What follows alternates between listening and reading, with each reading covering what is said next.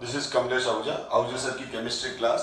Last class में हम free radical substitution of hydrocarbon alkane का स्पेशली डिस्कस किया था हमने, और मैंने बताया था कि टर्सरी एच एटम सबसे ज़्यादा रिएक्टिव है और कंसेप्ट डिस्कस किए थे।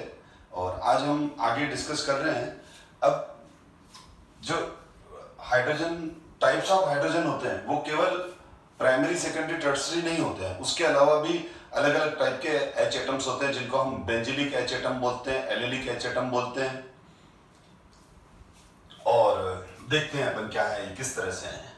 तो आप ये देखें कि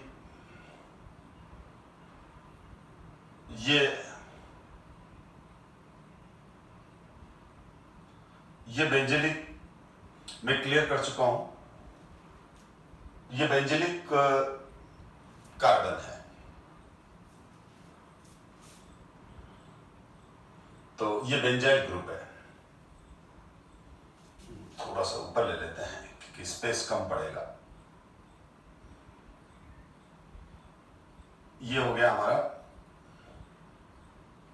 this group is called benzyl group, already discussed है। This is benzyl group. पहले ग्रुप को एक बार मैं लिख लेता हूं। फिर ये दूसरा वाला ग्रुप है CH2 double bond CH CH2, this is allyl. ठीक है। और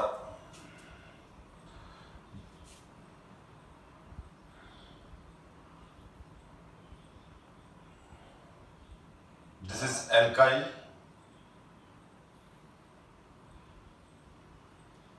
this is vinyl and this is aryl.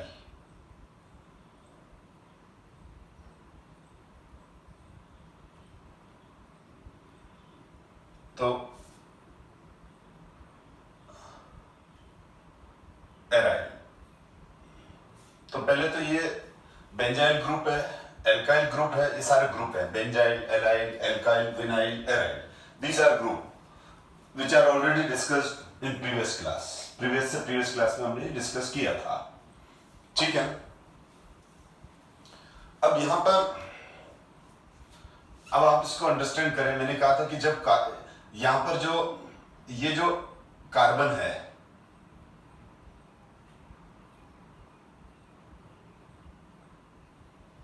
ये जो कार्बन है, this carbon is called benzylic carbon. Benzylic carbon, this is benzylic carbon, and this carbon is allylic carbon. और ये alkyl है, ठीक है, जानते ही हम। और this carbon is called vinylic carbon. Vinylic carbon है बेटा ये। और ये वाला कार्बन जो है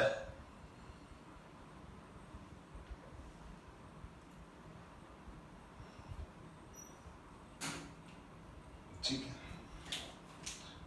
ये कार्बन जो है, दिस कार्बन इज एराइलिक कार्बन। तो मेरे साथ नोट्स भी बनाते चला करो, क्योंकि बार बार आप रिवीजन कैसे करोगे? शॉर्ट नोट्स होंगे क्लास के तभी कर पाओगे। तो यहां पर ये ग्रुप समझ में आना जरूरी है, जो मेरा जो आगे डिस्कशन है। तो बेंजिलिक कार्बन कब होगा? जब वो कार्बन किसी एरोमेटिक सिस्टम से जुड़ा हुआ हो या एरोमेटिक कार्बन से जुड़ा हो। तो ये बेंजीन के कार्बन है, तो ये कार्बन सीधा एरोमेटिक सिस्टम से जुड़ा हुआ है, इसीलिए ये बेंजिलिक हो गया। ये sp3 कार्बन है। ये sp3 कार्बन जब किसी डायरेक्ट एलिफेटिक sp2 कार्बन है। देखो sp2 कार्बन तो ये भी है, ये भी sp2 कार्बन है और ये भी sp2 कार्बन है, दोनों sp2 कार्बन है। पर ये एरोमेटिक sp2 कार्बन है, तो एरोमेटिक sp2 कार्बन के साथ जब कार्बन जुड़ा हुआ है तो इस कार्बन को हम बेंजिलिक कार्बन। तो benzylic carbon aromatic sp2 carbon से बॉन्डेड है। Allylic carbon aliphatic sp2 carbon से बॉन्डेड है। एल्काइल ग्रुप में तो sp3 कार्बन ही होते हैं, methyl, ethyl, propyl, n propyl, isopropyl, isobutyl, isopentyl, ये वाले। और विनाइलिक कार्बन मैं ये जो कार्बन है वो sp2 है, यानी sp2 कार्बन है। ये sp2 एलिफेटिक कार्बन है, sp2 एलिफेटिक कार्बन, ये sp2 एरोमेटिक कार्बन। तो डिफरेंस समझो बेटा, जब sp2 एरोमेटिक कार्बन पर वैलेंसी फ्री है, sp2 एरोमेटिक कार्बन पर वैलेंसी फ्री है, तो वो एराइल ग्रुप हो गया। और sp2 carbon aromatic, sp2 aromatic carbon, तब उसको हम क्या बोलेंगे? एराइलिक कार्बन। अगर आपको कोई पूछे एराइलिक कार्बन क्या है, तो sp2 aromatic carbon. Vinylic carbon क्या है? तो विनाइलिक कार्बन है sp2 एलिफेटिक कार्बन। एल्काइल वाला जो कार्बन होता है वो क्या होता है? एल्काइल कार्बन क्या होता है? वही मिथाइल का कार्बन। एल्काइल कार्बन होता है sp3 aliphatic carbon. sp3 aliphatic carbon. जैसे ये देखो आप, ये CH3 CH2 है,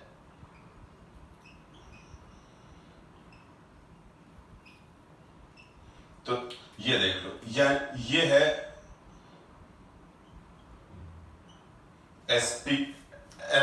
एल्काइल कार्बन, ये है एल्काइल कार्बन। और एलिलिक कार्बन क्या है? एलिलिक कार्बन क्या होता है बेटा? sp3 aliphatic carbon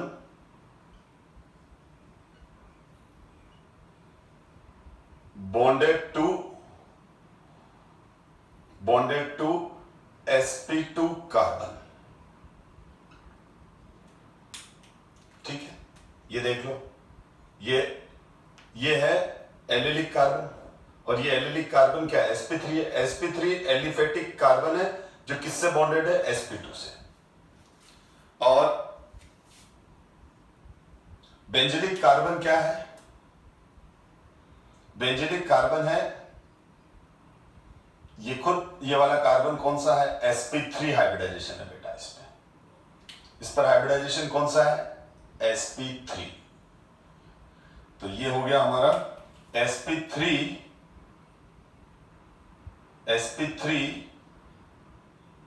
aliphatic carbon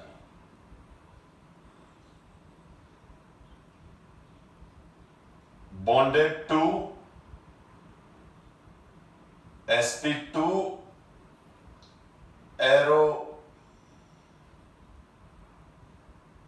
aromatic carbon.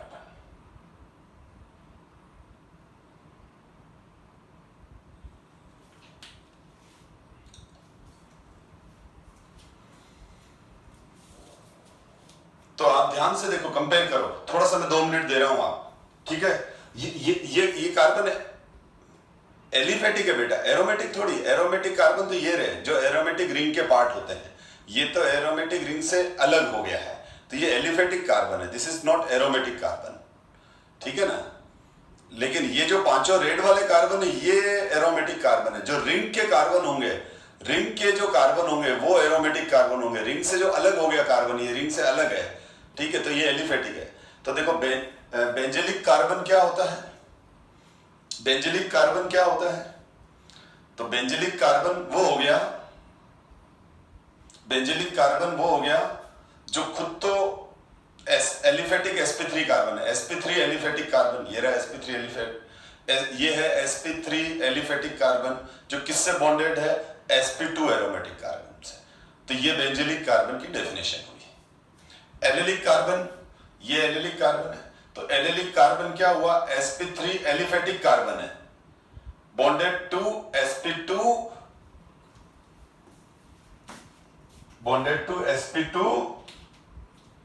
Carbon, और ये कार्बन कौन सा? एलिफेटिक है।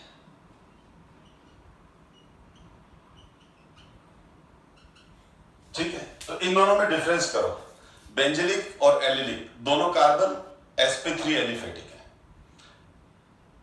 दोनों sp3 एलिफेटिक कार्बन है, ये भी sp3 एलिफेटिक कार्बन है, bonded to sp2, bonded to sp2। लेकिन यहां पर जो ये sp3 एलिफेटिक कार्बन है वो बॉन्डेड है sp2 एरोमेटिक, और यहां पर sp3 aliphatic carbon bonded to sp2 aliphatic. ये डिफरेंस है। एलाइल तो सिंपल है। फिर विनाइल में क्या है? विनाइल में sp2 carbon sp2 aliphatic carbon है। जब sp2 कार्बन हो और उस पर वैलेंसी फ्री हो तो ये विनाइल ग्रुप होता है, और तो जब sp2 एलिफेटिक कार्बन होता है, sp2 एलिफेटिक कार्बन को हम विनाइलिक कार्बन बोलते हैं। अब इसमें ये भी विनाइलिक कार्बन है, ये भी विनाइलिक कार्बन है, ध्यान देना, ये दोनों ही विनाइलिक कार्बन है। और इसमें अगर आपको इसमें पूछे विनाइलिक कार्बन कितने हैं तो दोनों है। देखो ये भी sp2 कार्बन है और ये वाला sp2 कार्बन है जो sp2 एलिफेटिक कार्बन से जुड़ा हुआ है, और ये भी sp2 कार्बन है जो sp2 एलिफेटिक कार्बन से जुड़ा हुआ है। ये दोनों के दोनों विनाइलिक कार्बन है।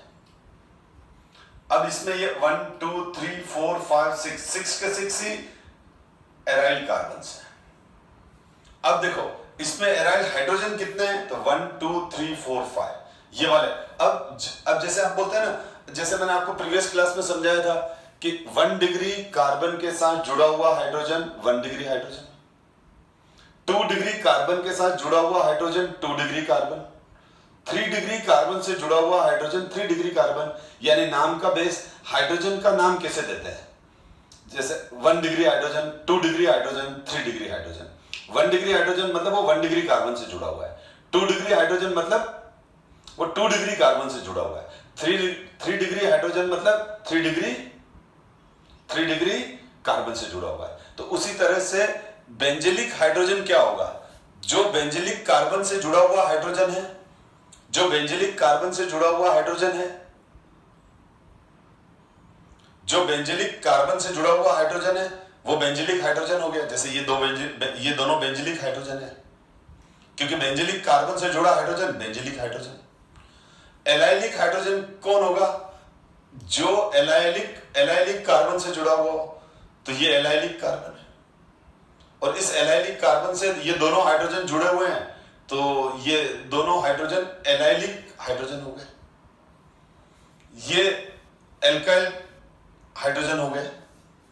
ये इतने काम नहीं आते हैं हमको। बेंजिलिक, एलिलिक, विनाइलिक और एराइलिक हाइड्रोजन सबसे ज्यादा काम आते हैं। और एल्काइल के अंदर तो हम 1 डिग्री 2 डिग्री 3 डिग्री जो हम डिस्कस कर चुके हैं। तो अभी हमारा पोर्शन हम एल्काइल ग्रुप को कोई डिस्कस नहीं करेंगे, वो हमारी प्रीवियस क्लास में हो चुका है, ठीक है ना। एल्काइल ग्रुप्स के बारे में हम डिस्कस कर चुके हैं। आज हमारा डिस्कशन है benzyl, allyl, vinyl, aryl. Benzylic carbon benzylic hydrogen, allylic carbon और उस पर जुड़ा हुआ हाइड्रोजन एलाइलिक हाइड्रोजन, विनाइल। अब आपको इसमें पूछे कि इसमें कितने विनाइलिक कार्बन है तो 2 है, ठीक है, क्योंकि ये sp2 कार्बन है, ये भी sp2 कार्बन है। ये sp2 कार्बन किससे बॉन्डेड है? इससे। तो ये क्या है? sp2 कार्बन है, एलिफेटिक है। इसी तरह से ये वाला कार्बन भी विनाइलिक कार्बन है, क्योंकि ये किससे जुड़ा हुआ है?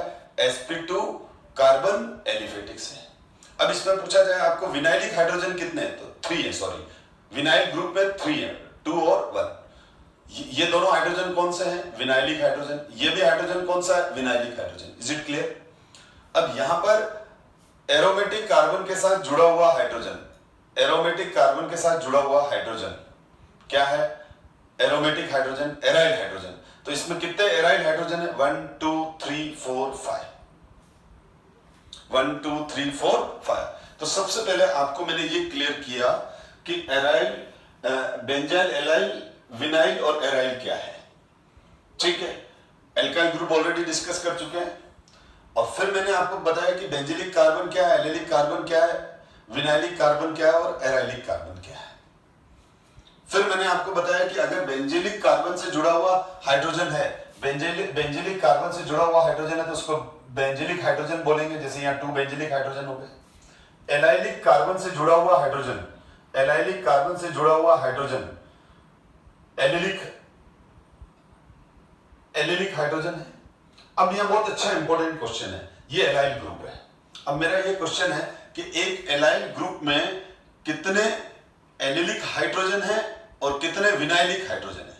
तो ये देखो, ये वाला कार्बन एलिलिक कार्बन है, पर ये दोनों कार्बन, ठीक है, ये दोनों कार्बन विनाइलिक है। कंफ्यूज मत करो बेटा।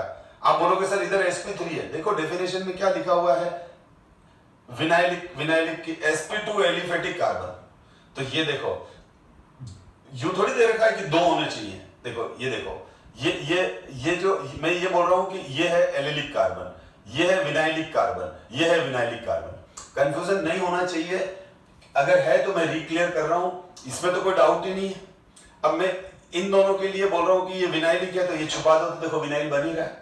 एक तो ऐसे समझ सकते हो, और दूसरा ये देखो मैंने क्या लिखा, विनाइलिक कार्बन किसको बोलते हैं, जो sp2 एलिफेटिक कार्बन से जुड़ा हुआ हो। तो ये देखो, ये कौन सा कार्बन है, ये कौन सा कार्बन है, sp2 एलिफेटिक, ये sp2 एलिफेटिक। तो ये कार्बन sp2 एलिफेटिक कार्बन से भी तो जुड़ा हुआ है ना, तो ये विनाइलिक है।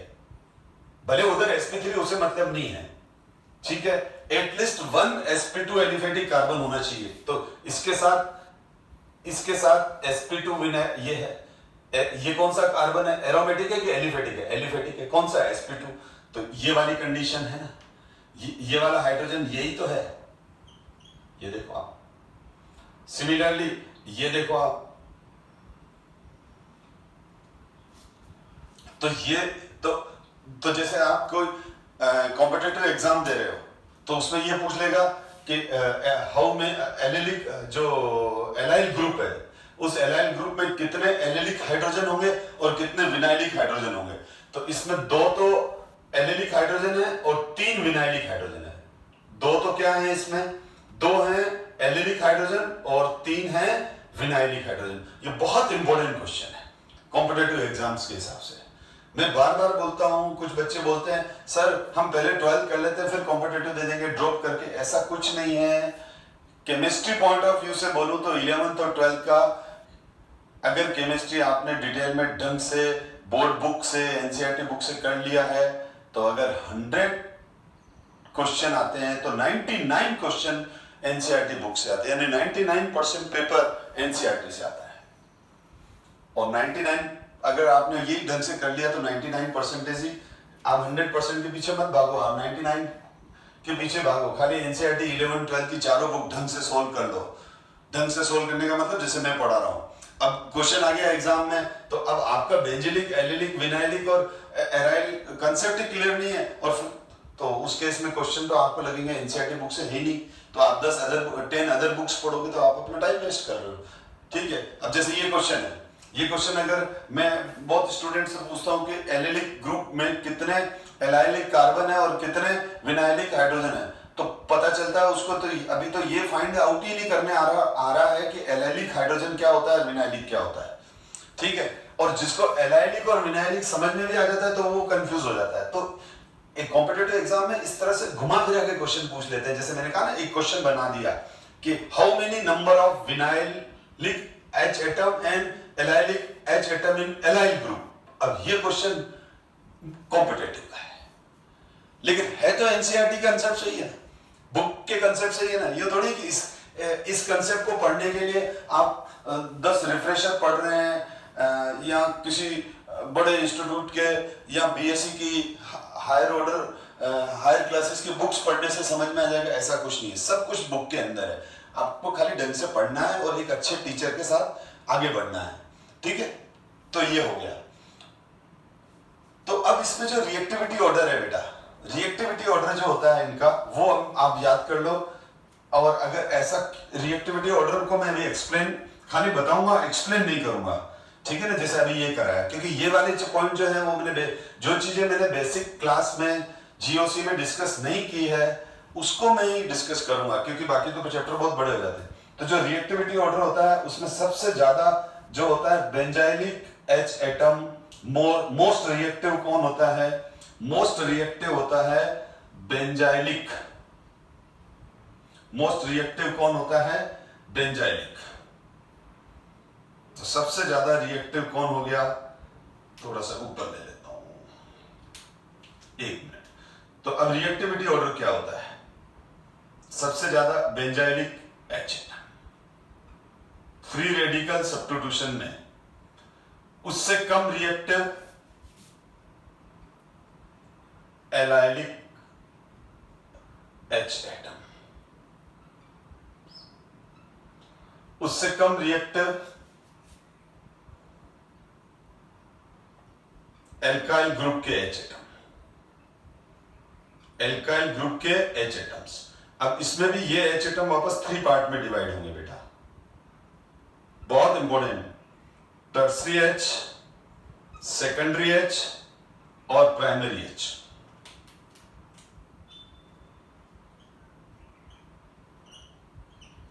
ये होगा बेटा, और उससे कम रिएक्टिव विनाइलिक एच एटम, उससे कम रिएक्टिव, सबसे लीस्ट रिएक्टिव हो जाएंगे एराइलिक एच एटम।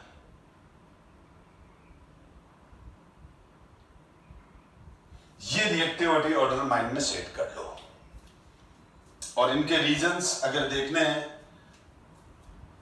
तो जो जीओसी या बेसिक कंसेप्ट ऑफ ऑर्गेनिक है उसके अंदर मैंने डिटेल में दे रखे हैं कि ऐसा क्यों होता है। क्योंकि अगर ऐसा क्यों होता है अगर चला गया तो इस कंसेप्ट को एक्सप्लेन करने में मोर देन 1 आवर लग जाएगा। ठीक है, तो ये वाला हो गया। तो अभी अगर आप ये याद भी कर लोगे तो हम 12th के क्वेश्चन सारे कर लेंगे, इवन देन कॉम्पिटिटिव एग्जाम्स के भी कर लेंगे। तो हम इसके कुछ एग्जाम्पल देखते हैं। ठीक है, पर ये बहुत इंपॉर्टेंट है, रजिस्टर में नोट कर लेना।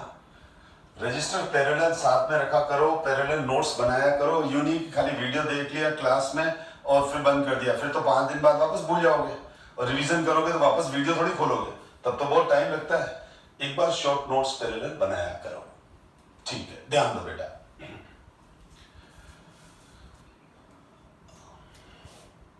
अब मैं जैसे टॉलिन की बात करता हूं। अब मैं आपसे सिंपल सा क्वेश्चन पूछ रहा हूं, ये टॉलिन मॉलिक्यूल, इस टॉलिन में हाउ मेनी, पहली बात तो इस टॉलिन में क्या है, टॉलिन में किस किस तरह के हाइड्रोजन है ये डिस्कस कर लेते हैं। तो इस टॉलिन में किस किस तरह के हाइड्रोजन है देखो,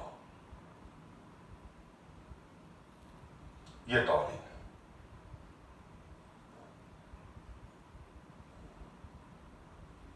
इस टॉलिन में किस किस तरह के हाइड्रोजन है ये देखो बेटा।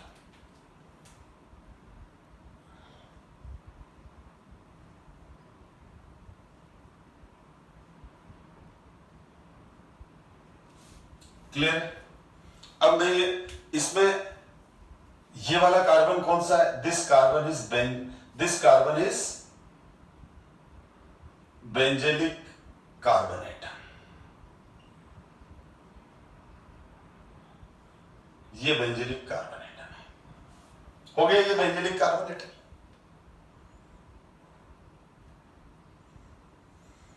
क्योंकि बेंजेलिक कार्बन एटम क्या होता है, sp3 और एरोमेटिक sp2 कार्बन से जुड़ा हुआ है। उसकी डेफिनेशन देखो, बेंजेलिक कार्बन क्या होता है, बेंजेलिक कार्बन होता है sp3 and bonded to sp2 aromatic compound, aromatic carbon. ये sp3 एलिफेटिक कार्बन है।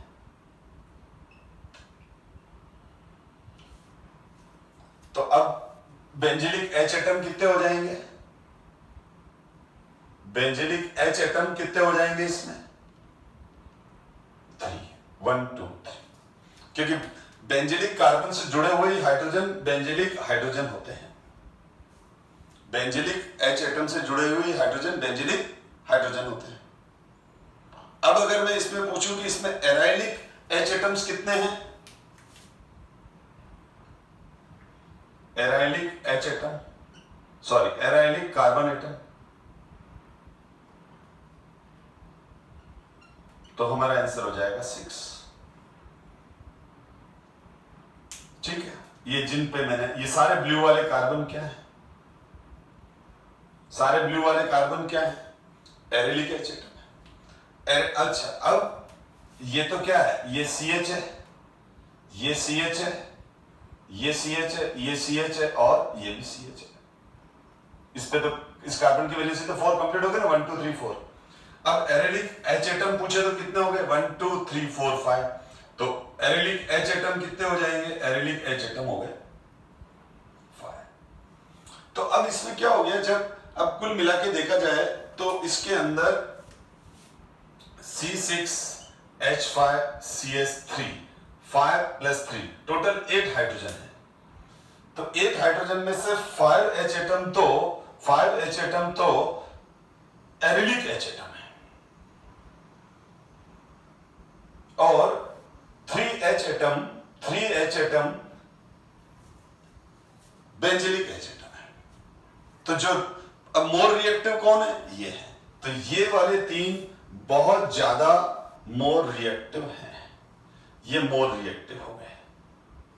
ये क्या हो गए, मोर रिएक्टिव। तो जब भी रिएक्शन होगी तो किस पर होगी, इन पर ही होगी, ये ही हटेंगे। जब तक ये तीनों नहीं रिएक्ट करेंगे तब तक इनका नंबर नहीं आने वाला है। जब तक ये तीनों रिएक्ट नहीं करेंगे तब तक इनका नंबर नहीं आने वाला है। जैसे किसी कॉलेज में एडमिशन है तो उन्होंने कह दिया कि भाई चलो 90 से 95% वाले बच्चे पहले अप्लाई कर लो, तो 90 से बिलो वाला कर ही नहीं पाएगा। और वो बोलेंगे कि अगर सीटें बच जाती है तो फिर हम 85 से 90 वाले को एंट्री देंगे।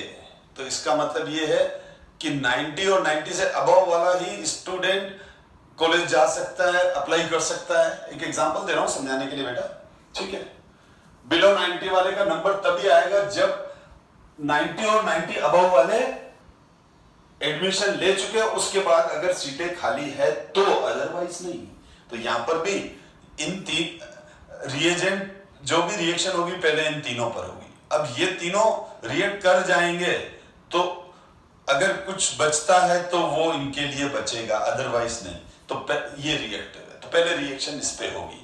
तो जैसे टॉलिन में टोटल 8 हाइड्रोजन है, तो ये जो 5 हाइड्रोजन है, ये 5 एरिलिक हाइड्रोजन केमिकल रिएक्शन में एंटर नहीं करेंगे जब तक कि ये तीनों रिएक्ट नहीं कर लेते, जब तक कि ये तीनों रिएक्ट नहीं कर लेते हैं। तो ये सिचुएशन रहेगी इसमें। अब ध्यान दो बेटा,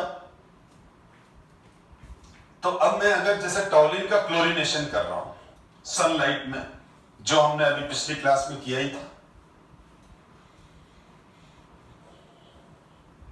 तो ध्यान देना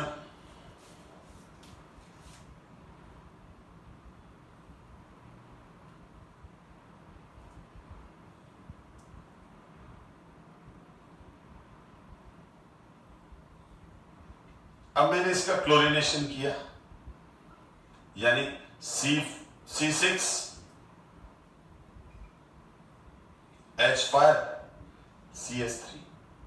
तो कौन क्लोरीनेशन करूंगा तो सनलाइट की प्रेजेंस में तो क्लोरीन हटेगा, और सॉरी हाइड्रोजन हटेगा। कौन से हाइड्रोजन हटेंगे, ये वाले हटेंगे। अब बता दिया इसलिए यहां लिखने की जरूरत ही नहीं है। ये तो लीस्ट रिएक्टिव है,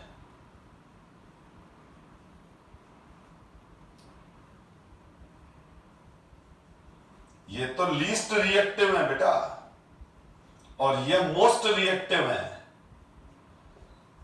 अगर आपने अभी सीक्वेंस देखा हो तो इनका नंबर तो बहुत देर बाद लगेगा। तो अगर मैंने क्लोरीनेशन किया इसका, तो फर्स्ट प्रोडक्ट क्या बनेगा,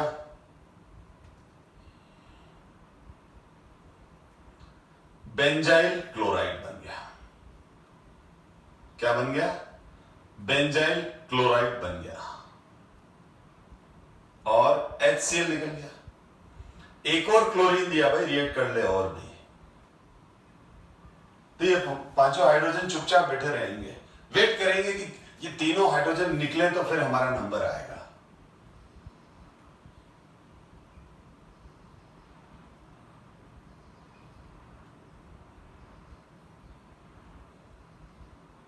प्लस HCl। फिर और अगर नंबर आएगा तो ये हटेगा, तो ये बन जाएगा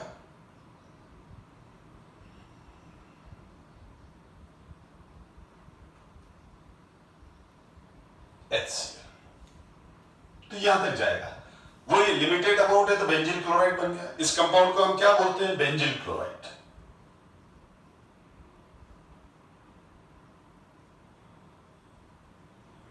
इसका कॉमन नेम है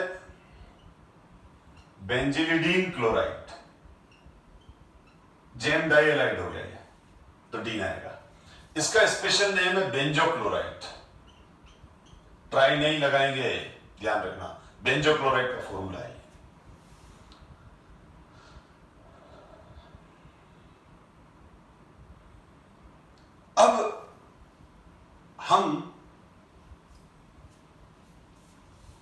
अब अगर मैं बोलूं कि अब और Cl2 लू सनलाइट में, तो नो रिएक्शन। क्यों? क्योंकि मैंने क्या कहा, ये तो बहुत लेस रिएक्टिव है। ये जो हाइड्रोजन है, ये वाले जो हाइड्रोजन है, इन कार्बन्स में जो हाइड्रोजन है वो तो लेस रिएक्टिव है, वो बड़ी मुश्किल से निकलते हैं। तो ये सनलाइट की प्रेजेंस में नहीं निकलेंगे जब तक कि हाई टेम्परेचर, कोई ड्रास्टिक कंडीशन, कोई स्पेशल कंडीशन नहीं हो, और वो आगे मैं डिस्कस करूंगा। तो नहीं करेगा रिएक्शन, ये रिएक्शन यहीं स्टॉप होगी फाइनल। ये चारों हाइड्रोजन, ये पांचों एरेलिक हाइड्रोजन, ध्यान रखना, सनलाइट की प्रेजेंस में रिएक्ट नहीं करते हैं। ये क्लोरीन भले अपना बॉन्ड तोड़ के बैठा है और इस हाइड्रोजन को बोल रहा है तू हट मैं आऊं, ये हाइड्रोजन मना कर देता है, इसकी रिएक्टिविटी कम है, ठीक है। तो ये यहां तक बनता है। तो जब भी आप करो कभी भी रिएक्शन, तो सबसे पहले बेंजिलिक हाइड्रोजन ही हटेगा। एक और एग्जांपल लेते हैं।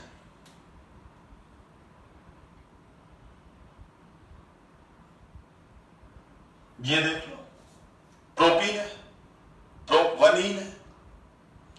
अब मैं यूं लिखूं, इसके जगह ये लिख दिया तो भी तो चलेगा, चलेगा बेटा चलेगा। चलो ये रिएक्शन करके बताओ आप सनलाइट में। चलो वीडियो को पोस्ट करो और अपने रजिस्टर में इस रिएक्शन को 3Cl2 से रिएक्ट कराओ। क्या बनेगा प्रोडक्ट? कौन से 3 हाइड्रोजन हटेंगे? इसमें टोटल एलेलिक में ये 3 तो ये एलेलिक हाइड्रोजन है, और ये 3 ये sp2 है। तो इसमें कितने हो गए? इसमें हो गए हमारे पास 3 एलेलिक H, ये है 3 एलेलिक, और 3 विनाइलिक H एटम, ये हो गए।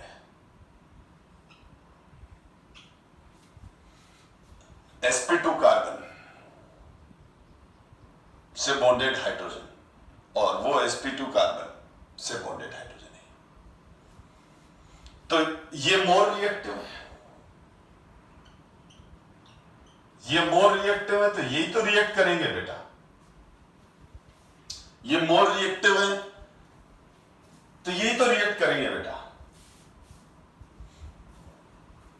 ये तो लेस रिएक्टिव है, सॉरी ये विनाइलिक तो लेस रिएक्टिव है। तो यहां पर क्या होगा, ये जो तीनों हाइड्रोजन है, अब मैं इसको यूं करके लिखूं तो भी एक ही बात है, उल्टा सीधा एक समान। ये लिखो चाहे ये लिखो, एक ही बात है। अब मैंने यहां पर ये कार्बन, तो ये हो गया sp3 carbon bonded with sp2 aliphatic carbon, ये हो गया sp3 carbon bonded with sp2 aliphatic carbon, तो ये हो गया एलिलिक कार्बन, ये हो गया एलिलिक हाइड्रोजन, और ये मोर रिएक्टिव है। अगर मैंने Cl2 से कराया सनलाइट की प्रेजेंस में, तो ये बन जाएगा, और ये एलाइल क्लोराइड बनेगा। क्या बनेगा? ये एलाइल क्लोराइड बनेगा। मैं और आगे करूंगा तो एक एक करके ये हटते जाएंगे, लेकिन फिर ये नहीं हटेंगे क्योंकि विनाइलिक और एराइलिक ये रट लो और समझा भी चुका हूं पहले मैं कि लेस रिएक्टिव है। ये ऑर्डिनरी कंडीशन में कभी भी विनाइलिक हाइड्रोजन और एराइलिक हाइड्रोजन नहीं हटेते हैं, नहीं रिएक्ट करते हैं। अब ये क्या बन जाएगा? Allyl chloride.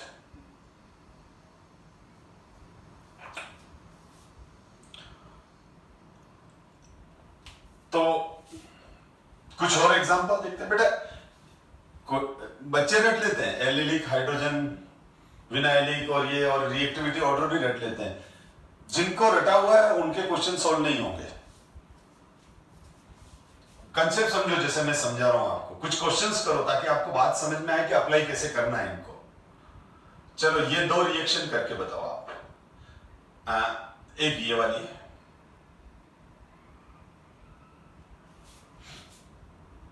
इसको मैंने खाली एक Cl2 मॉलिक्यूल, वन, खाली एक प्रोडक्ट बनाना है। क्या बनेगा?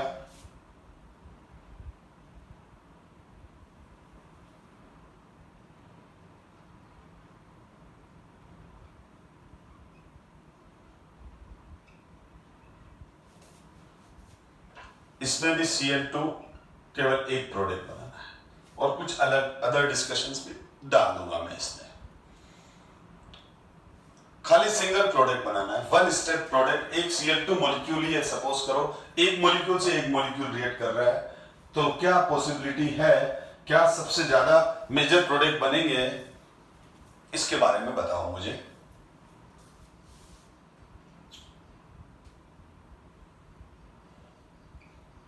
एक और कर लो, फिर बस ये।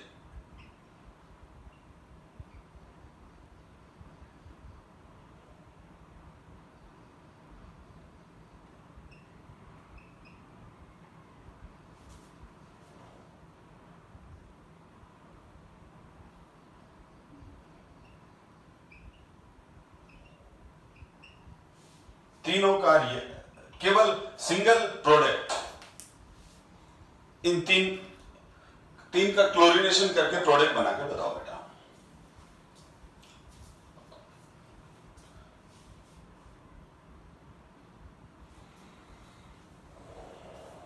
देखो इसमें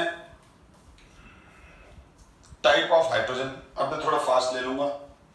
तो इसमें ये CH, ये CH, ये CH, ये CH, तो 5 तो एराइलिक H एटम है, ठीक है। ये 2 हो गए,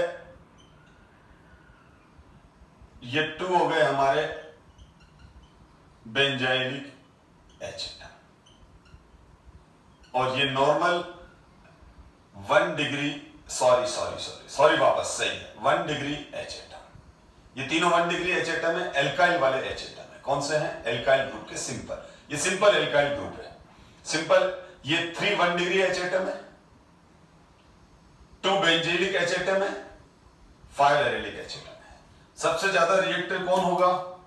ये वाला, जैसा कि मैंने कहा है आपको। तो इसका अगर मैंने कहा खाली एक प्रोडक्ट बनाओ जो सबसे ज्यादा जिसके बनने के चांस हैं, तो वो है ये वाला बेटा, ठीक है। बाय प्रोडक्ट H से निकल जाएगा, तो लिख नहीं रहा हूं। अब इसमें देखो तो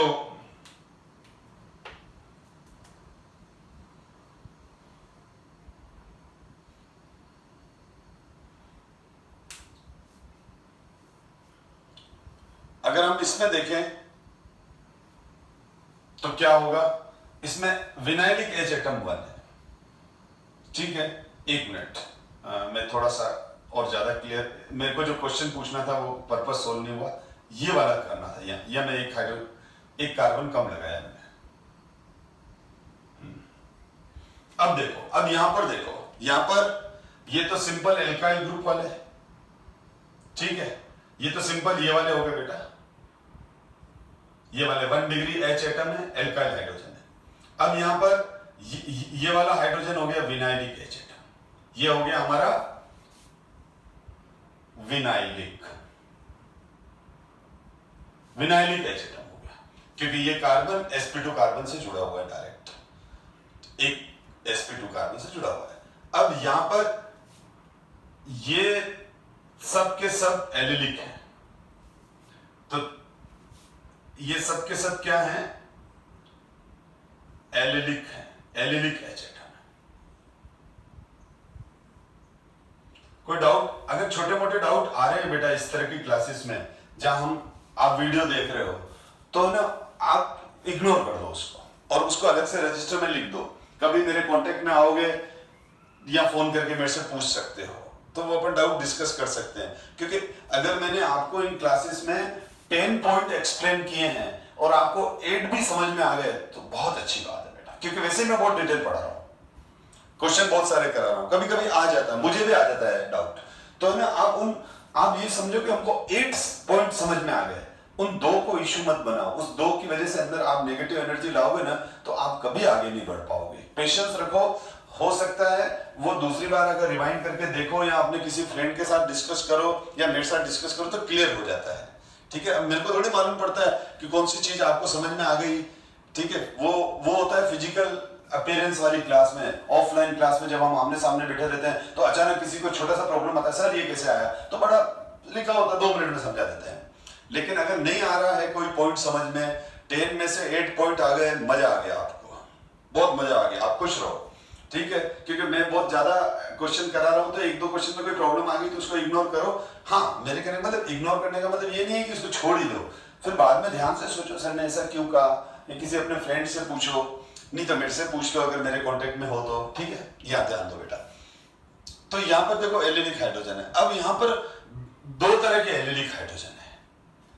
ये वाला एलिलिक हाइड्रोजन 2 डिग्री, बहुत अच्छा क्वेश्चन दिया, बहुत अच्छा क्वेश्चन दिया है। ये 2 डिग्री एलिलिक एच एटम है और 2 डिग्री हो गया ना, देखो इधर और इधर, और ये हो गया 1 डिग्री एच एटम। बहुत अच्छा शानदार क्वेश्चन है बेटा ये। तो अब एलिलिक एच एटम है, तो इसमें ये दोनों एलिलिक एच एटम 2 डिग्री है, ये दोनों एलिलिक एच एटम 1 डिग्री है। तो अब मैंने कहा, अब आप बोलोगे सर हमारे को तो कंफ्यूजन आ गया, आप बोल रहे हो कि एक ही एलिलिक हाइड्रोजन हटाना है, तो चलो मैं यहां से हटाऊं तो भी प्रोडक्ट वही बनेगा, यहां से हटाऊं तो भी प्रोडक्ट यही बनेगा। तो चलो अगर मैं यहां से हटाता हूं तो क्या होता है, एक बार देख लेते हैं।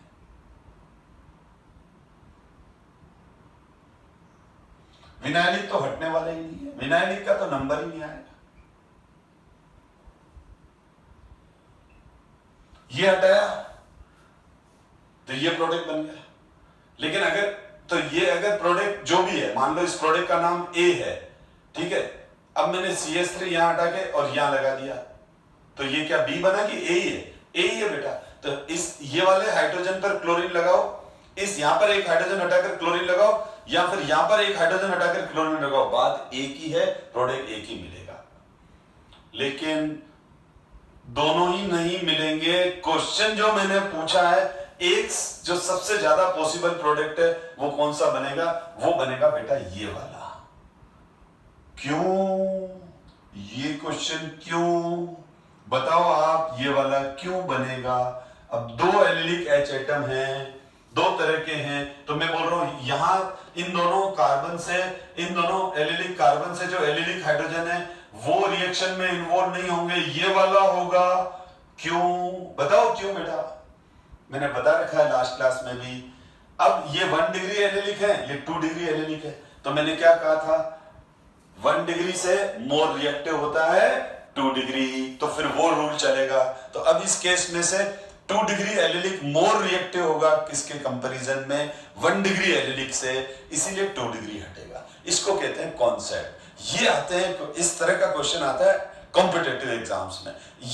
ये है ऊपर वाला है board level question. Board level question में भी बच्चे बहुत सारे क्या करेंगे, कोई ये वाला क्लोरीन हटा देगा, कोई ये वाला हटा देगा, कोई ये वाला हटा देगा, तो जो ये वाला हटाएगा उसी का ही सही है। यहां पर देख लें तो यहां पर अगर अपन देख लें तो यहां पर साफ नजर आ रहा है, ये दोनों हाइड्रोजन तो विनाइलिक है, ये दोनों हाइड्रोजन तो विनाइलिक है,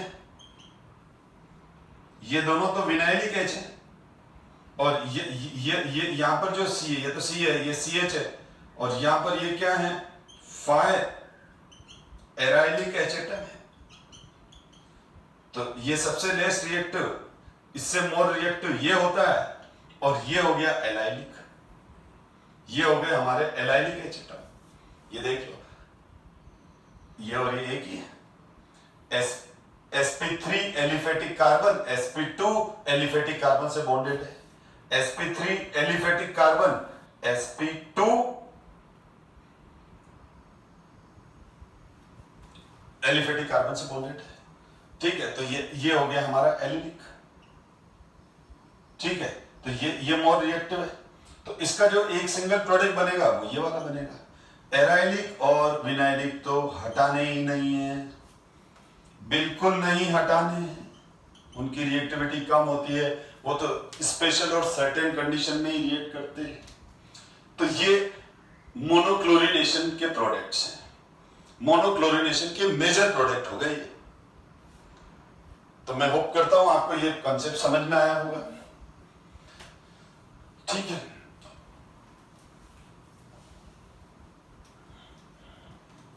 अब हम और आगे बढ़ते हैं। बस अब क्लास ओवर कर रहा हूं मैं, क्योंकि नया टॉपिक चालू करना है, पर एक दो क्वेश्चन देख लो आप और भी। अब ये मैंने लिख लिया, the reactivity of different type of hydrogen follows the order.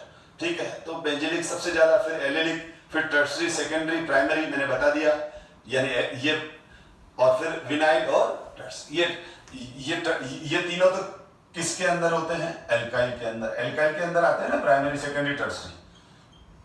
ठीक है ना, तो ये मैंने अभी डिस्कस किया ही था, वो वाला पॉइंट है, उसको वापस एक बार लिख दिया। आप पोस्ट करके इसको लिख सकते हो। फिर है among the isomeric alkane of molecule. अब ये क्वेश्चन कर लेते हैं, 10.4 इंटेक्स क्वेश्चन है, अमंग द आइसोमेरिक एल्केन्स। अब देखो मैं बुक के क्वेश्चन कर रहा हूं, ताकि आपको ये गलतफहमी नहीं हो जाए, यार सर तो पता नहीं कौन सी दुनिया की केमिस्ट्री पढ़ा रहे हैं, ऐसे तो हमारे को दूसरे टीचर कोई पढ़ाता ही नहीं है, सब जने जैसा पढ़ाते हैं, और ये अफजल सर तो बिल्कुल अलग ही पढ़ा रहे हैं। ऐसा कुछ नहीं है। इसीलिए मैं आपको प्रूफ देने के लिए हमेशा बिल्कुल मेंशन कर रखा है 10.4 इंटेक्स क्वेश्चन, एनसीईआरटी बुक 12 की, खोल के देख लो। तो ये सारे क्वेश्चन बुक में हैं, तो ये आपको सॉल्व तभी कर पाओगे जब मैं जिस लेवल से पढ़ा रहा हूं उस लेवल का पढ़ोगे। अदरवाइज आपकी इच्छा बेटा, मैं क्या बोलूं, आपको अपना करियर खुद बनाना है। तो अमंग द आइसोमेर, अब ये बोल रहा है C5H12। ठीक है, तो अब ये बोल रहा है फोटोकेमिकल क्लोरीनेशन। मतलब देखो, यहां से आपको एक नई चीज समझ में आएगी, what you mean by photochemical chlorination. तो जितने भी क्लोरीनेशन किए वो फोटोकेमिकल ही तो किए हैं। फोटोकेमिकल रिएक्शंस क्या होती है? जो लाइट की प्रेजेंस में हो, लाइट अगर एब्सेंस हो जाए तो रिएक्शन नहीं हो।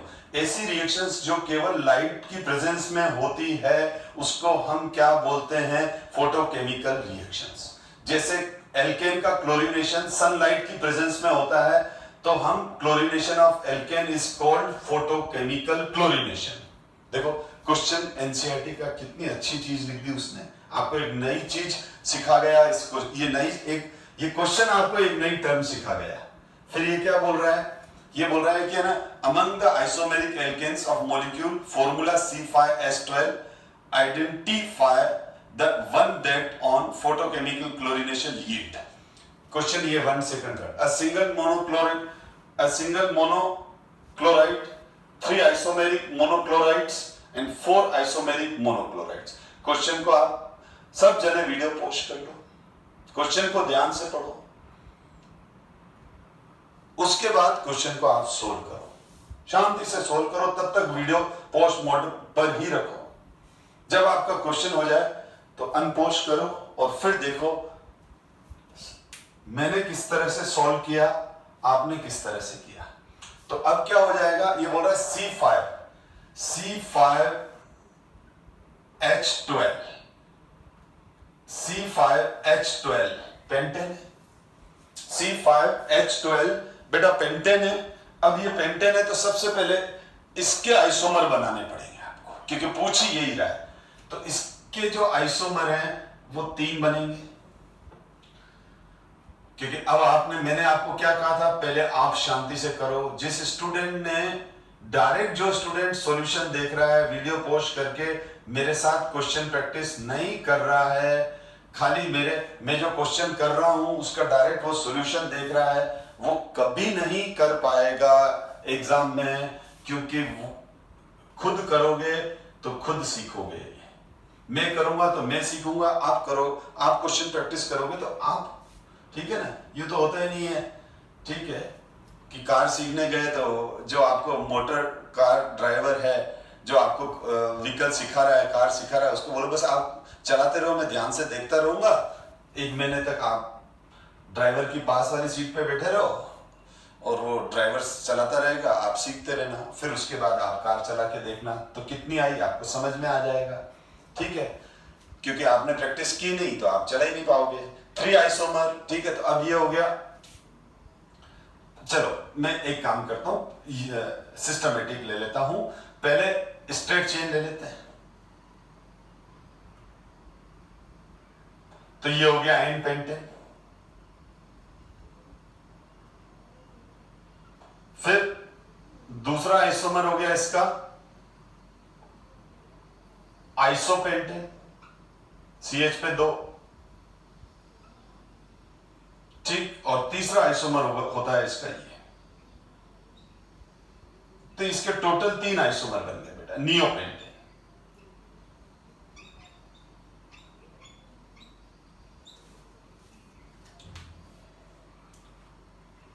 अब नियोपेंटेन के केस में क्या है, बस इसके ये 3 आइसोमर ही बनेंगे, बना के देख लो। अब इसका एक ही बनेगा, मैं डिस्कस कर चुका हूं ऑलरेडी। तो अगर मैं इसमें से ये हटाया, बस एक ही बनेगा। अब क्लोरीन यहां पर लगाऊं, यहां पर लगाऊं, यहां लगाऊं, चाहे यहां लगाऊं, सबका नाम एक ही है। तो ये नियोपेंटेन जो हो गया, ये इसका फर्स्ट वाले का आंसर नियोपेंटेन हो गया बेटा। अ सिंगल मोनोक्लोराइड किससे बनेगा, नियोपेंटेन से। अभी आपने देखा नियोपेंटेन, तो इस नियोपेंटेन से यहां से ये लगाओ, चाहे यहां लगाओ, चाहे यहां लगाओ, चाहे यहां लगाओ, तो इससे एक ही प्रोडक्ट मिलेगा। तो इसका मतलब क्या हो गया, फर्स्ट का आंसर हमारे पास क्या आ गया, फर्स्ट का आंसर हमारे पास आ गया नियोपेंटेन, ठीक है। ये हो गया हमारा आंसर फर्स्ट का आंसर ये रहा। अब बोल रहा है 3 आइसोमर, तो देखो ये हो गया आंसर इसका, ये वाला आपने अगर बनाया हो तो। अब देख लो, अगर मैंने यहां पर लगाया 1 क्लोरो पेंटेन, हटा दो इसको, ठीक है। यहां लगाऊंगा तो 1 क्लोरो पेंटेन, यहां लगाऊंगा तो 2 क्लोरो पेंटेन, यहां लगाऊंगा तो 3 क्लोरो पेंटेन, यहां लगाऊंगा तो 4 क्लोरो पेंटेन। नहीं बेटा, नहीं नहीं नहीं, नंबरिंग अब यहां से चालू हो जाएगी, 1 2 क्लोरोप्रोपेन, ठीक है ना। तो आप Cl यहां लगाओ चाहे यहां लगाओ, दोनों प्रोडक्ट का नाम सेम होगा। जब Cl यहां लगाओगे तो नंबरिंग यहां से स्टार्ट करोगे 1 2, तो 2 क्लोरोप्रोपेन हो जाएगा। Cl यहां से स्टार्ट करोगे तो नंबरिंग यहां से स्टार्ट करोगे 1 2, 2 क्लोरोप्रोपेन हो जाएगा, ठीक है। तो ये हो गया, एक ये हो गया। अच्छा, दूसरा तो ये, और एक ये हो गया। अगर आपने Cl यहां लगाया तो 1 क्लोरोपेंटेन हो जाएगा, और अगर Cl इधर लगा दिया तो नंबरिंग यहां से 1 क्लोरो। तो इसके कितने 3 आइसोमर, 3 मिलेंगे, मिल गए 3। तो इसके मिलेंगे 3 आइसोमेरिक मोनोक्लोराइड्स, ठीक। एक यहां लगाओ चाहे यहां लगाओ, एक ये रहा, दोनों एक ही बनेंगे। फिर यहां लगाओ चाहे यहां लगाओ, दोनों का प्रोडक्ट एक ही है, 2 और 1 बीच में, तो 1 chloro 2 chloro and 3 chloro pentane मिलेंगे। ये मैंने प्रीवियस क्लास में क्वेश्चन भी कराया था, इंटेक्स क्वेश्चन ऑलरेडी है, ये शायद 10.2 वाला है, ठीक है। तो इसमें क्या हो जाएगा, इसमें भी क्या हो जाएगा बेटा, इसमें जो बनेंगे, अगर यहां से हटाओगे तो एक प्रोडक्ट ये बनेगा, ये दूसरा बनेगा, ये तीसरा बनेगा, और इन दोनों में से यहां से हटाओ चाहे यहां से हटाओ, एक ही प्रोडक्ट मिलेगा। तो इसके 4 प्रोडक्ट मिलेंगे। अगर ये समझ में नहीं आया तो मेरी पिछली क्लास में ये क्वेश्चन कराया हुआ है, मैंने खुद ने आपको कराया था कि आइसोपेंटेन के total monochloro derivative, monochloro isomer find out करो। तो 4, वैसे तो 1 2 3 4 5 लिखे थे मैंने, पर जो लास्ट वाला 4th और 5th जिन्होंने प्रीवियस क्लास देखी है, तो लास्ट वाला 4th और 5th सेम था, यानी यहां से क्लोरीन हटाओ तो वही प्रोडक्ट बनेगा जो यहां पर क्लोरीन होने से बनता है। तो इस तरह से हमने क्या डिस्कस कर लिया बेटा, ये है फ्री रेडिकल सब्स्टिट्यूशन हैलोजिनेशन का। इसमें ये क्वेश्चन एक और है, चलो ये भी कंप्लीट कर ही लेते हैं। ये भी बहुत इंपॉर्टेंट क्वेश्चन है, ठीक है। ये 10.5 क्वेश्चन है एंड एक्सरसाइज का बेटा, ये नहीं यहाँ 9 क्वेश्चन होगा, एंड एक्सरसाइज क्वेश्चन है ये, एंड एक्सरसाइज ये इन टेक्स्ट क्वेश्चन नहीं है बेटा, एंड एक्सरसाइज है। या तो 10.5 होगा या 10.9 होगा, पर मेरे हिसाब से 10.9 है ये क्वेश्चन। फिर भी देख लेना 10.5 भी हो सकता है, क्योंकि 59 तो नहीं है, वो रॉन्गली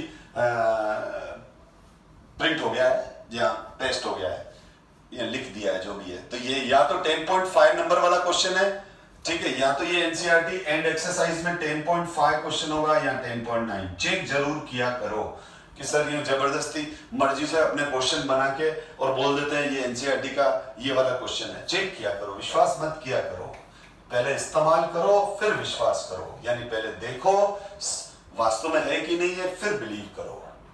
अंधभक्त नहीं बनते हैं किसी के भी, ठीक है, ध्यान दो बेटा। तो hydrocarbon C5H10 does not react with chlorine in dark. देखो इस क्वेश्चन से हमको नई चीज सीखने को मिल रही है, जैसे पिछले वाले क्वेश्चन से हमको एक नई चीज सीखने को मिली, फोटोकेमिकल क्लोरीनेशन। तो मैंने आपको बताया कि फोटोकेमिकल रिएक्शन क्या होता है, जो लाइट की प्रेजेंस में हो, जो लाइट की वजह से हो। लाइट है तो होगी, लाइट नहीं है तो नहीं होगी, ऐसी केमिकल रिएक्शन को फोटोकेमिकल रिएक्शन कहेंगे। अब ये क्या बोल रहा है, hydrocarbon C5H10 does not react chlorine in dark. ये इंपॉर्टेंट हिंट है। बेसिकली ये सब 11th में थे कंसेप्ट, हाइड्रोकार्बन 11th में निकल चुके हैं। तो देखो एल्केन जो होता है, ठीक है ना, एल्केन जो होता है, एल्केन का क्लोरीनेशन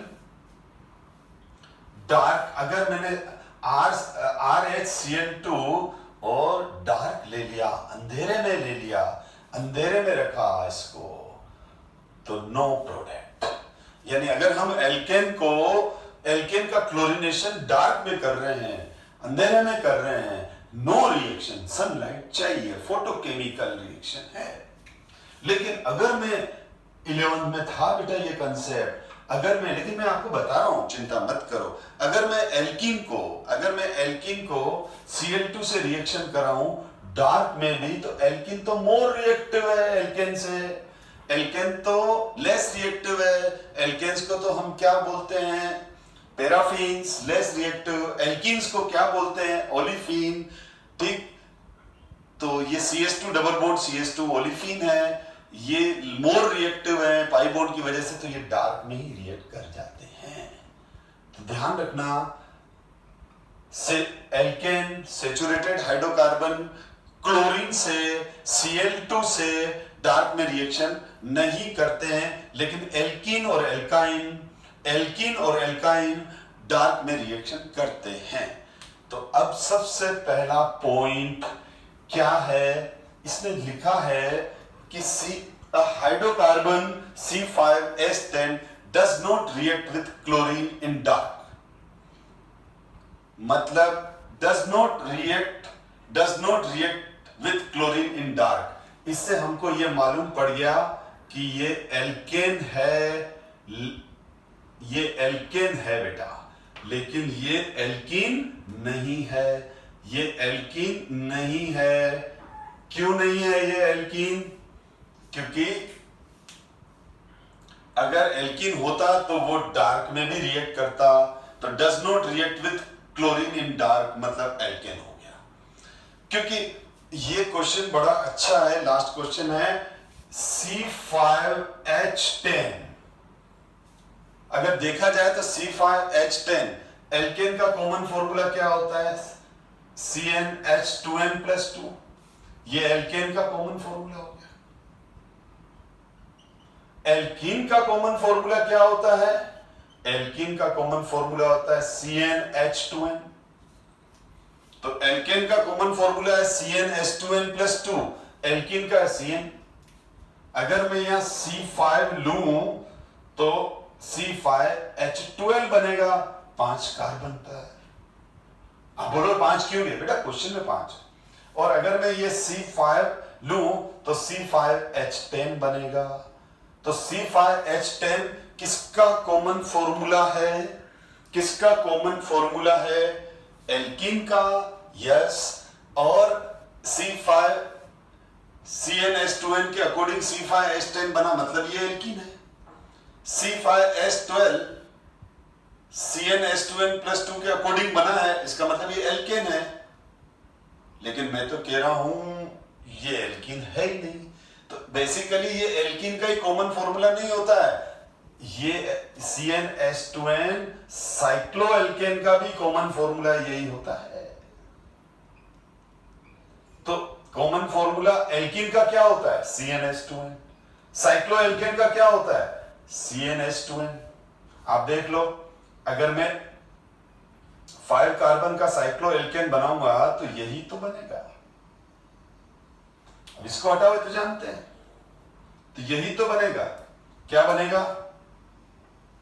ये CH2, ये CH2, ये CH2, ये CH2 और ये CH2। क्या बन गया? C5H10। बना कि नहीं बना? अगर मैं साइक्लोहेक्सेन की बात करूं तो इस फॉर्मूले से n की वैल्यू C6 रखी तो C6H12 बन जाएगा। तो C6H12 क्या हो गया? साइक्लोहेक्सेन भी तो हो गया। ये एल्कीन भी है, लेकिन ये साइक्लोहेक्सेन भी हो सकता है, क्योंकि साइक्लोहेक्सेन का फॉर्मूला भी CH2 CH2 CH2 CH2 CH2 CH2। तो नंबर 1, अब क्या हो गया? हमेशा ध्यान रखो, एल्कीन का जो कॉमन फॉर्मूला होता है वो एल्कीन का ही नहीं है, साइक्लोएल्केन का भी। देखो, नई चीज सीखने को मिली। क्वेश्चन से बहुत कुछ सीखने को मिलता है जो बुक की रीडिंग से और टीचर के पढ़ाने से नहीं मिलता सीखने को, वो इस तरह के क्वेश्चन करने से सीखने को मिलता है।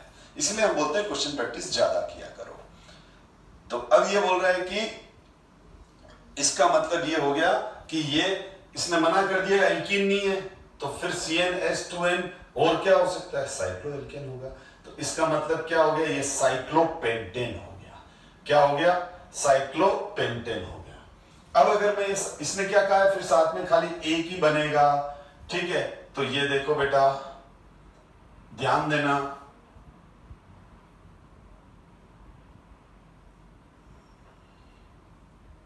बस क्लास ओवर हो रही है बेटा। ये लास्ट क्वेश्चन है और उसके बाद हम नेक्स्ट क्लास में नया टॉपिक स्टार्ट करेंगे। ये हो गया हमारा साइक्लोपेंटेन, ये हो गया हमारा साइक्लोपेंटेन। साइक्लोपेंटेन C5H10, सारे हाइड्रोजन एक जैसे। आप कोई भी क्लोरीन हटा, कोई भी हाइड्रोजन हटा दो, कोई भी हाइड्रोजन हटा दो और उसकी जगह क्लोरीन लगा दो, तो वो बन जाएगा क्लोरोसाइक्लोहेक्सेन। क्या बन जाएगा? क्लोरोसाइक्लोहेक्सेन। आपने ये, अब ये CH हो गया, ये CH2, ये CH2, ये CH2 और ये CH2, ये बन गया C5H9Cl। ठीक है, क्लोरोसाइक्लोहेक्सेन। कोई बोले सर मैंने ऐसा कर लिया तो बेटा ये भी तो क्लोरोसाइक्लोहेक्सेन है। कोई बोले सर मैंने ऐसे नहीं किया, सर मैंने यहां लगा दिया तो ये भी तो क्लोरोसाइक्लोहेक्सेन है। सर एक ही तो मॉलिक्यूल है, ठीक है, तो इनमें से कहीं से भी हटा दो एक ही बनेगा। अब इसमें, अब आप बोलोगे सर मोनो लिखने का जरूरत क्या है? थी बेटा, थी जरूरत। देखो इसका एक आइसोमर ये भी तो बन सकते हैं। अब अगर मैं ये वाला मॉलिक्यूल देखो तो मिथाइल्स, ये क्या है? इसका फॉर्मूला देखो, ये है, ये भी तो साइक्लो कंपाउंड है। अब अगर मैं इसका लूं, किसी स्टूडेंट ने भूल से ये बना लिया, चलो मान लिया बना लिया, तो इसका भी तो फॉर्मूला यही है। देखो C5H10 2 2 2 1 and 3, इन सब हाइड्रोजन को जोड़ दो तो C5H10 बन गया। लेकिन अगर मैं इसका क्लोरीनेशन करूंगा तो इसके क्लोरीनेशन से एक प्रोडक्ट यहां पर बनेगा, एक यहां बनेगा, एक यहां बनेगा, और ये दोनों के प्रोडक्ट सेम बनेंगे जैसे ये। तो अगर मैं जस्ट एक क्वेश्चन और हो गया, इसका नाम है मिथाइल साइक्लोब्यूटेन। अगर मैं आपसे क्वेश्चन पूछ लूं मिथाइल साइक्लोब्यूटेन के पॉसिबल मोनोक्लोरो कितने बनेंगे, ये है मिथाइल साइक्लोब्यूटेन। तो मिथाइल साइक्लोब्यूटेन के पॉसिबल मोनोक्लोराइड कंपाउंड्स कितने बनेंगे, तो इसके मोनोक्लोरो कंपाउंड्स कितने बनेंगे, मोनोक्लोरो आइसोमर्स कितने बनेंगे, एक ही बात है 4 बनेंगे। यहां से हटा के नाम लिख के देख लो, यहां से हट सकता है, यहां से देखो 1 2 3 4 5 5 जगह सीएल लगा, एक बार यहां पर सीएल लगाओ, एक बार यहां लगाओ, एक बार यहां लगाओ, एक बार यहां लगाओ, एक बार यहां लगाओ, 5 बार लग जाए 5 प्रोडक्ट नहीं। यहां वाला, यहां पर जब आप सीएल लगाओगे और नाम लिखोगे, और यहां पर जब सीएल लगाओगे नाम लिखोगे, वो सेम आएगा। तो इसका मतलब एक कॉमन प्रोडक्ट बन गया। तो एक प्रोडक्ट यहां बना, दूसरा यहां बना, तीसरा यहां बना, और चौथा इन दोनों में से कोई भी एक हटाओ तो बनेगा, क्योंकि यहां से हटाओगे तो भी वही बनेगा, यहां से हटाओगे तो भी वही बनेगा। तो इस तरह के क्वेश्चन पहले भी डिस्कस किए हुए हैं। तो अब यहां तक हमने डिस्कस कर लिया, आज हम क्लास ये और कर रहे हैं, और एक छोटे से पॉइंट को भी देखो हम कितना अच्छा डिटेल में डिस्कस कर सकते हैं। पॉइंट तो था सिंपल क्लोरीनेशन, लेकिन क्लोरीनेशन पर क्वेश्चन देखे आपने बहुत सारे बने और बहुत सारे नए कंसेप्ट क्लियर हुए, ठीक है ना। ये वाला क्वेश्चन जो है ये मैं करवा चुका हूं पिछली क्लास में, आपको फिर होमवर्क के लिए दे रहा हूं कि ये क्वेश्चन आप कंप्लीट करो, ठीक है। ये क्वेश्चन वैसे प्रीवियस क्लास में दिया था मैंने, उससे मत देखना, एक बार रजिस्टर में इस क्वेश्चन को लिखो पोस्ट करके, फिर सोल्व करो, ठीक है। इसका आंसर आएगा 1 2 3 4, इसके भी 4 पॉसिबल प्रोडक्ट मिलेंगे। नेक्स्ट क्लास में हम ये क्वेश्चन भी ऑलरेडी करा चुका हूं, write the structure of different dihalogen derivative of propane, फिर इसको वापस रीट्राई कर लो। ये क्वेश्चन लास्ट क्लास में करवा चुका हूं, अब मैं नेक्स्ट क्लास में आगे डिस्कस करूंगा। Thank you so much my dear student.